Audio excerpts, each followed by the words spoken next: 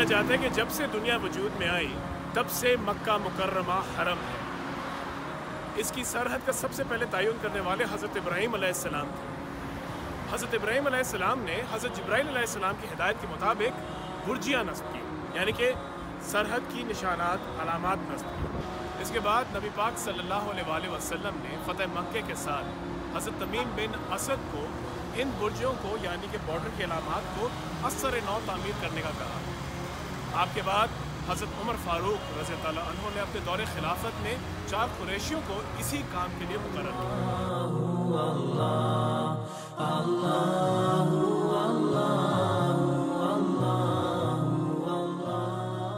مجھے اس شہر یعنی مکے کی قسم، جبکہ تم اس شہر میں تشریف فرما ہو۔ موجودہ دور میں مکہ مکرمہ کی طرف آنے والے راستوں میں حدود حرم کے نشان لگا دیے گئے ہیں۔ آپ علیہ السلام نے 2 طرح کی حدود کو قائم فرمایا۔ ایک حرم کی حدود کہ اس ایریے کے اندر نہ شکار کیا جا سکتا ہے، نہ قتل و غارت کی جا سکتی ہے، اور نہ ہی یہاں پر شکار کو بگایا جا سکتا ہے، نہ درخت کاٹا جا سکتا ہے۔ یہاں اللہ نے چیزوں کو کچھ حرام قرار دے دیا۔ اس میں جیسے مسجد عائشہ ہے، یہ مسجد جعرانہ ہے، ایسے ہی صلح حدیبیہ جہاں پر ہوئی تھی وہ والا مقام ہے۔ شمیسی جب جدہ سے آتے ہوئے راستے میں ایک مقام آتا ہے، چیک پوسٹ جہاں پر آتی ہے، تو اس حدود کے اندر نہ قتل و غارت کی اجازت ہے اور نہ ہی قتل و غارت کی ویسے تو کہیں بھی اجازت ہے، لیکن خاص طور پہ یہ شروع سے چلتا آ رہا ہے کہ عرب اسلام سے پہلے بھی تو قتل و غارت کا ایسا جنگ کا معاملہ تھا تو یہاں کی حدود سے نکل جاتے تھے، تو یہ وہ والا مبارک مقام ہے۔ ایسے ہی دوسرا جو دائرہ ہے وہ میقات کا ہے، جیسے مدینہ منورہ سے نکلتے حضور الخلافہ کا مقام ہے۔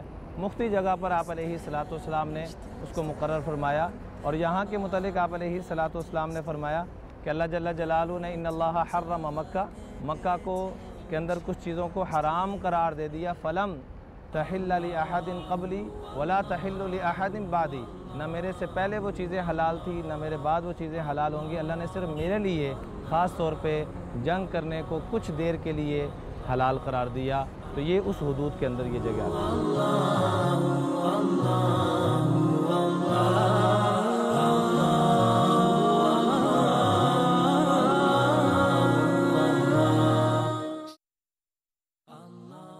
یہ ایک بے ضرر سی وادی جو آپ کو نظر آ رہی ہے، یہ وادی بہت اہم ہے۔ اس وادی کا نام ہے وادی نخلہ۔ جہالت کے وقت بہت سارے انگنت بے تحاشا بت ہوا کرتے تھے، لیکن چند بت ایسے ہیں جن کا ذکر قرآن مجید میں بھی ہے۔ ان میں سے ایک بت جو ہے اس کا نام ہے عزا۔ کہا جاتا ہے نبی پاک صلی اللہ علیہ وسلم نے جب فتح مکہ کے بعد حکم کیا کہ اس بت کو مسمار کر کے آؤ، تو وہ بت اس وادی میں کہیں موجود تھا۔ اس وادی کی ایک اور بہت اہم کہانی ہے، اور وہ یہ ہے کہ نبی پاک صلی اللہ علیہ وسلم نے جب طائف سے مکہ کی طرف جا رہے تھے تو وہ یہاں رکے، اور یہاں جنہوں نے ان سے قرآن مجید سنا، انہوں نے اسلام کی دعوت دی، تو بہت سارے جن مکہ بھی آئے۔ جب وہ مکہ آئے تو ان کے ساتھ عبداللہ بن مسعود رضی اللہ تعالیٰ عنہ تھے، اور انہیں کہا کہ تم یہاں بیٹھ جاؤ، اور ان کی ارد گرد ایک حصار بنایا۔ انہوں نے کہا حصار سے باہر نہ نکلو، بس قرآن مجید کی تلاوت کرتے رہو۔ اور وہاں اس وقت چاروں طرف ارد گرد ان کے جنات تھے۔ جہاں وہ حصار بنایا گیا وہاں پھر مسجد جن بنائی گئی۔ واللہ علم۔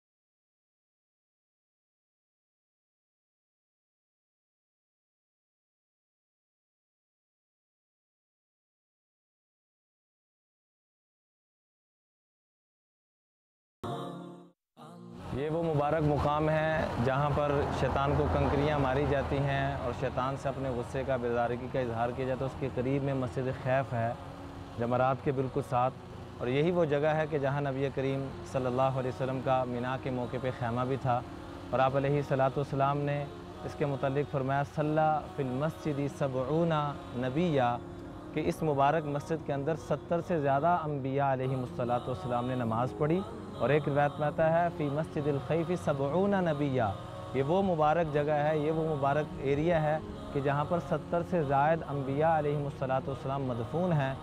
سیدنا ابو ہریرہ رضی اللہ تعالیٰ عنہ کے فضائل سن کے فرمایا کرتے تھے کہ اگر میں مکہ کا باشندہ ہوتا کاش تو میں ہر جمعہ ادھر آ کے پڑھا کرتا۔ یہی وہ مبارک جگہ ہے کہ جہاں آپ علیہ الصلاۃ والسلام کا خیمہ مبارک بھی تھا، اور اس جگہ پر آ کے آپ علیہ الصلاۃ والسلام مختلف لوگوں کو، مختلف قبائل کو دعوت دیا کرتے تھے۔ ایک روایت میں آتا ہے کہ آپ علیہ الصلاۃ والسلام دعوت دینے کے لیے نکلے، اسی کے قریب میں ایک قبیلہ ٹھہرا ہوا تھا، تو بجائے وہ قبول کرنے کے انہوں نے آپ علیہ الصلاۃ والسلام کو بہت زیادہ ڈانٹا اور بہت برے الفاظ کے جو میری زبان ہمت نہیں دیتی کہ وہ میں کہہ سکوں۔ کہنے لگے بئس الرأی رأیکم، تمہاری رائے بہت بری رائے ہے۔ یہ سردار نے آ کے اپنے باسیوں کو، اپنے ساتھیوں کو کہا کہ جو تم نے اللہ کے نبی جو اپنے آپ کا دعویٰ کر رہے ہیں ان کو جو اپنے پاس ٹھہرایا ہے، یہ تمہاری رائے سب سے بری رائے، جتنے بھی لوگ یہاں آئے ہوئے ہیں جو سودا لے کے جائیں گے سب سے بری چیز تم لے کے جانے والے ہوگے۔ تو یہی وہ جگہ ہے جہاں آپ علیہ الصلاۃ والسلام لوگوں کو دعوت دیا کرتے تھے۔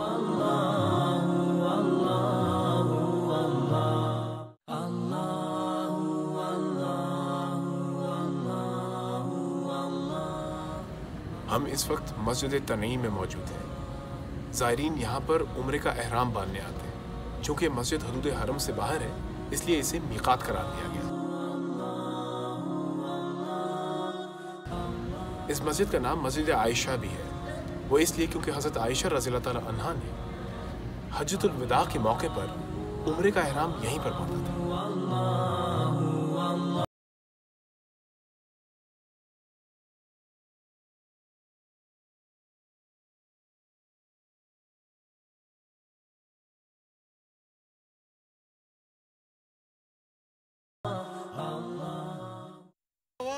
على محمد وآل محمد، اللهم صل على محمد وآل محمد، على محمد وآل محمد، اللهم صل على محمد وآل محمد، على محمد وآل محمد، اللهم صل على محمد۔ میں اس وقت ایک انتہائی خوبصورت اور پرسکون مسجد ذی الحلیفہ میں موجود ہوں۔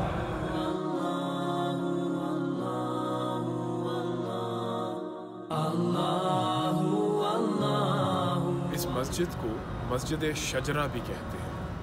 نبی پاک صلی اللہ علیہ وآلہ وسلم دوران سفر آرام فرمانے کے لیے ایک درخت کے نیچے بیٹھے تھے۔ وہ درخت اسی مقام میں تھا۔ شجرہ درخت کو کہتے ہیں، اسی لیے اس کا نام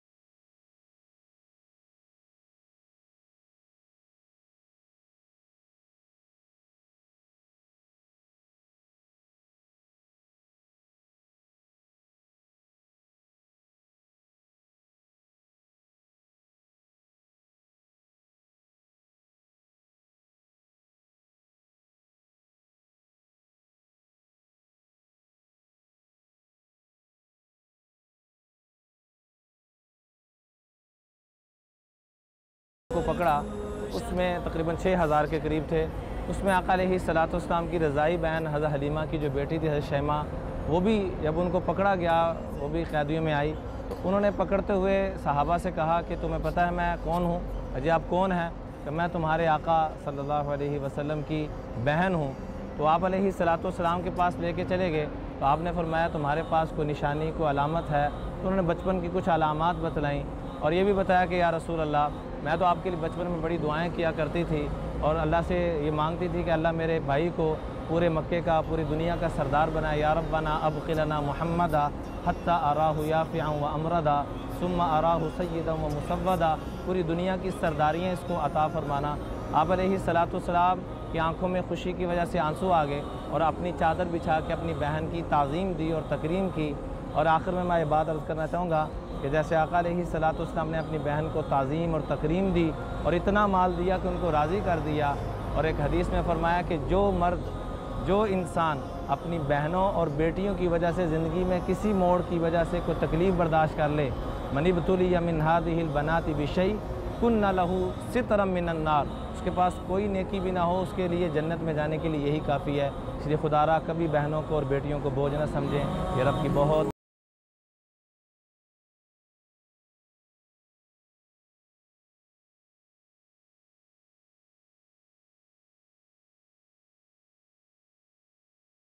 اور یہ وہ مقام ہے جہاں پر حجاج کرام حج کے دنوں میں آ کر جمرات کو کنکریاں مارتے ہیں، شیطان کو کنکریاں مارتے ہیں۔ یہ وہ مبارک مقام ہے جہاں اللہ تعالیٰ ہر کنکری کے بدلے میں انسان کا وہ گناہ جو انسان کو تباہ و برباد کر سکتا ہے، اللہ جل جلالہ وہ گناہ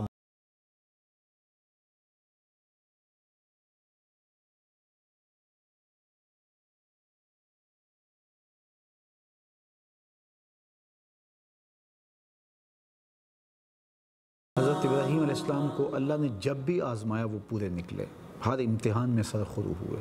وَإِذِ ابْتَلَىٰ إِبْرَاهِيمَ رَبُّهُ بِكَلِمَاتٍ فَأَتَمَّهُنَّ، آگ کے الاؤ میں جب حضرت ابراہیم کو ڈالا جانے لگا تو ان کی استقامت میں فرق نہیں دیکھا، اور پھر جب بیٹے کی گردن پہ چھری رکھنے کا موقع آیا، یہاں تو کو حمالیہ ہوتا اس کا پتا بھی پانی ہو جاتا، لیکن کائنات نے یہ انوکھا باپ بھی رقم ہوتے دیکھا کہ بیٹا، اور وہ بیٹا جس کی پیشانی میں نبوت کا نور چمک رہا ہے، اکلوتے بیٹے کی گردن پہ چھری رکھے اللہ کا خلیل اللہ کی رضا جوئی کے لیے تیار اور مستعد کھڑا ہے۔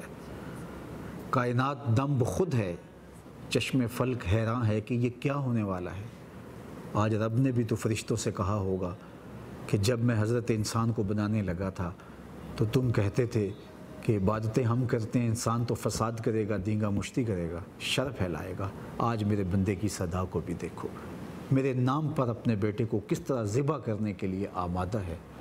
اور پھر وہ منظر کتنا زہرہ گداز تھا جب بیٹے کی نازک گردن پر چھری رکھ کے حضرت ابراہیم پوری قوت سے اس کو حرکت دیتے ہیں، ادھر سے آواز آتی ابراہیم بس کرو، تم نے خواب واقعی پورا کر دکھایا، اللہ اکبر۔